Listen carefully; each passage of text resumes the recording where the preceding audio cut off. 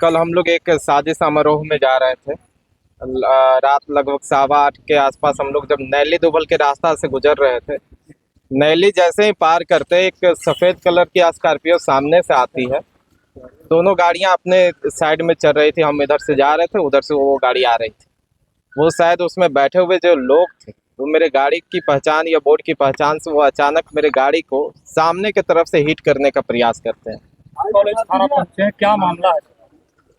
देखिए, कल हम लोग एक शादी समारोह में जा रहे थे। रात लगभग 8:15 के आसपास हम लोग जब नैली दुबल के रास्ता से गुजर रहे थे, नैली जैसे ही पार करते एक सफ़ेद कलर की स्कॉर्पियो सामने से आती है। दोनों गाड़ियां अपने साइड में चल रही थी, हम इधर से जा रहे थे, उधर से वो गाड़ी आ रही थी।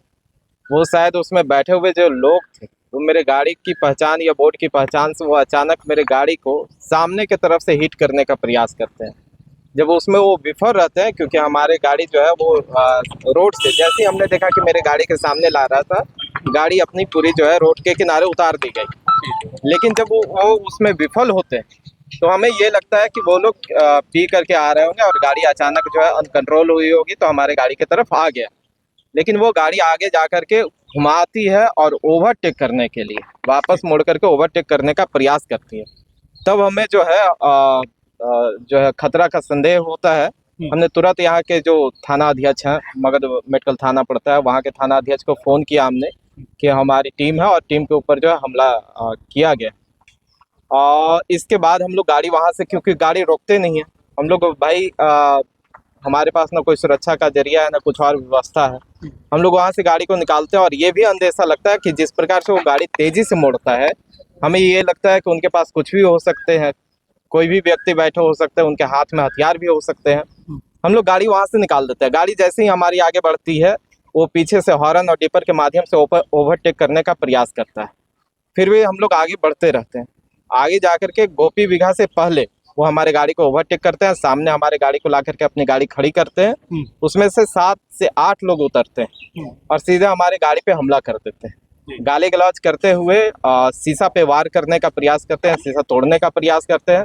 हमारे बगल वाले सीट पे जो गाड़ी चला रहे थे हमारे जिला प्रभारी रोशन गहलोत जी हैं, इनके तरफ जाकर के वो शीशा तोड़ने का प्रयास करने लगता है। हमने कहा इनको कि आप शीशा उतार दीजिए गाड़ी टूटने से, क्योंकि हमें लगा कि कोई होगा तो बात करके जो है सुलझा लिया जा सकता है, बात किया जा सकता है। ये जैसे ही शीशा डाउन करते हैं इनको पर हमला किया जाता है और इनको कॉलर पकड़ के बाहर खींचने का प्रयास किया जाता है। जब ये नहीं उतरते, हमने देखा कि लगातार वो फैट चलाने का, हाथ चलाने का काम कर रहा है। इनको हमने कहा कि शीशा ऊपर कीजिए।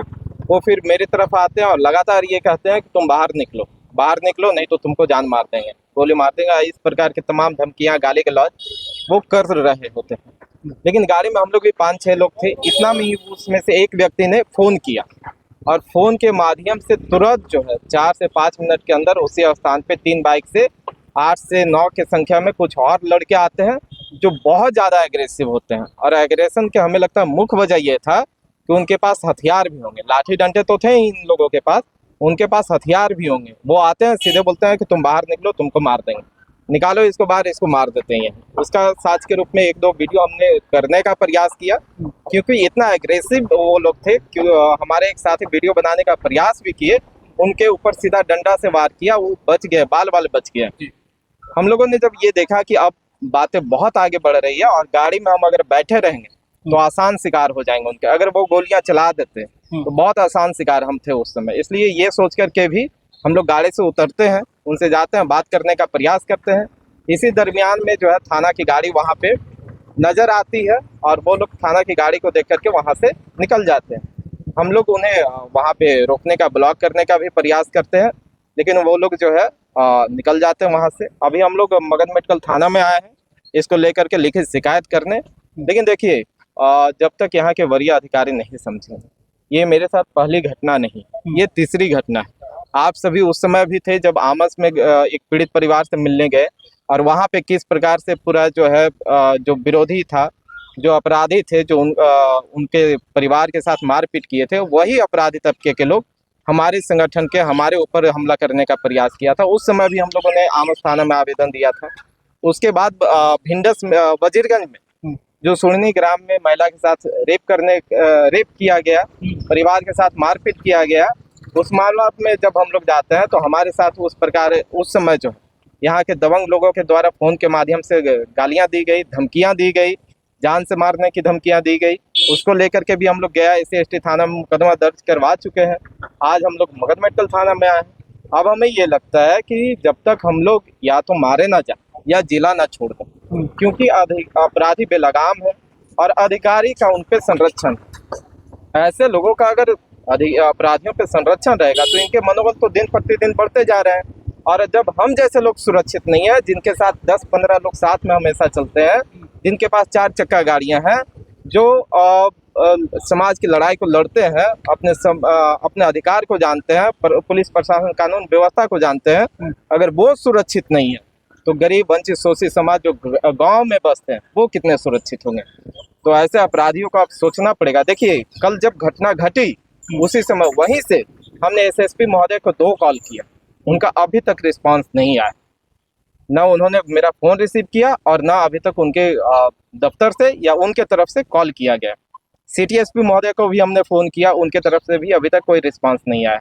जब ये वरीय अधिकारी हम जैसे लोगों का फोन को इग्नोर करते हैं तो क्या फोन उनको संबंधी से बात करने के लिए उपलब्ध करवाए गए हैं या फिर बड़े बड़े नेताओं से डील करने के लिए करवाया गया? ये जो नंबर जारी किए गए हैं ये गरीबों के लिए किए गए हैं, जो दूर दराज में रहते हैं उनके लिए किए गए हैं, जो मुख्यालय तक नहीं पहुंच सकते उनके लिए अपनी शिकायत दर्ज करवाने के लिए किए गए हैं, जिनके पास अपने पैकेट में आने की भाड़ा नहीं है और जो किसी समस्या में है उनके लिए करवाया गया है, इमरजेंसी के लिए करवाया गया है। और जब जान पे बना है, उससे बड़ा इमरजेंसी किसी व्यक्ति के लिए क्या हो सकता है? अगर उस समय इनका फोन नहीं उठता 8 साढ़े 8 बजे समय में, ऐसा भी नहीं है कि आधी रात थी और वो सो रहे होंगे। तो हमें सोचने वाली बात है कि इन अधिकारियों को कब तक हम लोग ऐसे छोड़ते रहेंगे। इन अधिकारियों को अब जगना पड़ेगा, अपराधियों पे नकेल कसना पड़ेगा। अगर नहीं कसेंगे तो भाई समाज को अब सोचना है कि क्या सौरभ जैसे व्यक्ति मारा जाए या जो समाज की लड़ाई लड़ रहा है इसको संरक्षण समाज का मिले। अधिकारियों पे जो कार्रवाई नहीं करना चाहते इनको झकझोरने का, जागरूक करने का प्रयास किया जाए, इन्हें उठाने का प्रयास किया जाए। और जो अपनी जिम्मेदारी को नहीं उठा पा रहे हैं या करप्शन और भ्रष्टाचार में लिप्त हैं, उन अधिकारियों को इन दफ्तरों को छोड़ने के लिए मजबूर किया जाए। ये हम अपने समाज के लोगों पे, यहाँ के गया जिला के वासियों के ऊपर छोड़ते हैं। जैसे जो रात की घटना है, लगभग 8:15 बज रहे होंगे समय, और हम लोग एक तिलक समारोह में जाने वाले थे। तो नैली और सुबह रोड से हम लोग जा रहे थे, सामने से स्कॉर्पियो गाड़ी आई है स्पीड में, जैसे लगता है कि सामने से वो टक्कर मार रहे थे। तो हम लोग को लगा कि शायद शराब पी के गाड़ी चला रहा, हम लोग साइड कर लिया और आगे बढ़ गए। लेकिन वो गाड़ी घुमा करके आगे गाड़ी खड़ा किया और उसके बाद गाली गलौज देने लगा और शीशा तोड़ दिया मार करके, हाथ चलाने लगा, यहाँ तक लाठी डंडा लेकर निकला। लेकिन जब लोग कुछ समझ पाते हैं हम लोग, उससे पहले वो ताबड़तोड़ लाठियाँ बरसाने लगा। फिर हम लोग को लगा कि बाहर निकलना चाहिए, क्योंकि अंदर रहेंगे तो शायद और भी ज़्यादा घातक हो सकता है। बाहर निकल करके हम लोग पूछने का प्रयास कर रहे हैं कि आखिर हम लोग पे ऐसे क्यों कर रहे हो। तब तक वो फ़ोन किया और 3-4 गाड़ी और आ गई मोटरसाइकिल से, और वो सभी लोग दम ये गाली देने लगा कि लाओ उसको घींच कर निकालो, सौरभ राज जी को घींच कर निकालो। ये भी बाहर निकले हुए थे, हम लोग इनको फिर साइड किए कि नहीं हट जाइए, आखिर कुछ तो माजरा है, समझ पाते। तब तक ये पुलिस को भी फ़ोन कर दिए थे। पुलिस को आने में कम से कम 10 मिनट लगा समय वहाँ पे, और वो लोग मारपीट करके वो फिर निकल गए वहाँ से। कितनी की संख्या में वो लोग कम से कम 15 से 20 की संख्या में थे, क्योंकि पहले वो स्कॉर्पियो में 8 से 10 बैठे हुए थे। उसके बाद जो बाइक से आया 3-4 बाइक से, उस पर 2-3 करके बैठ के आया था। लेकिन जब उस समय उन्होंने रात्रि में SSP को कॉल किया, सिटी SP को कॉल किया, अभी तक कोई कॉल बैक नहीं आया। जो जिला अध्यक्ष हैं भीम आर्मी के, जो जिला संभाल रहे हैं, उनका ये हाल है, तो फिर आम पब्लिक के लिए फिर क्या होगा? आम पब्लिक जब SP को कॉल करते होंगे तो उनका तो कोई रिस्पॉन्स ही नहीं मिलता है। आखिर ये पुलिस प्रशासन को जो खर्चा मिलता है IPS को, ये आम जनता के वेतन से काट करके उनकी सुविधाएं दी जाती है कि वो हमारी रक्षा और सुरक्षा में लगे रहें। लेकिन जब कॉल नहीं रिप्लाई आता है, ना आज तक ये कि क्या हुआ, तो कहीं ना कहीं ये बहुत ये दुर्घटना बड़ा शर्मनाक है और पुलिस प्रशासन का रवैया बहुत खराब है। अब तक क्या कोई कार्रवाई की है क्या? अब तक कोई कार्रवाई नहीं। हम लोग अभी मगध मेटल थाना में आए हैं, SHO साहब से मिले हैं, यहाँ पे आवेदन दिया गया है और लगातार हम यही मांग करेंगे कि ये जो गया क्षेत्र है इंटरनेशनल है, बोधगया जाने का रास्ता हो सकता है, हम लोग लोकल हैं तब हमारे साथ हुआ, हमारे जिला में विदेश के भी लोग आते हैं, हर राज्य के लोग आते हैं। अगर उनके साथ होगा तो वो क्या करेंगे? कुछ दिन पहले भी वो जो क्षेत्र है वहाँ पे लगता है शराब बिकता है, क्या है, क्योंकि शराब पिए हुए था। तो बिहार में शराब बंद है और लोग शराब पी करके हमला कर दे रहे हैं। लगता है बिहार में कोई शासन नाम को कोई चीज़ नहीं है। ये भाजपा निरंकुश हो चुकी है और हम जैसे लोगों पे लगातार हमले करवा रही है जानबूझ करके। आपने देखा होगा कि नगीना सांसद चंद्रशेखर आजाद जी पे भी हमला हुआ, फिर हमारे अमर ज्योति जी पे भी बिहार प्रदेश से हमला हुआ। अब जिला में लगातार ये तीसरा घटना है कि हमारी टीम पे, भीम आर्मी की टीम पे हमला हुआ है। तो हम चाहेंगे कि पुलिस प्रशासन सचेत हो जाए, नहीं तो हम लोग आंदोलन करने के लिए बाध होंगे।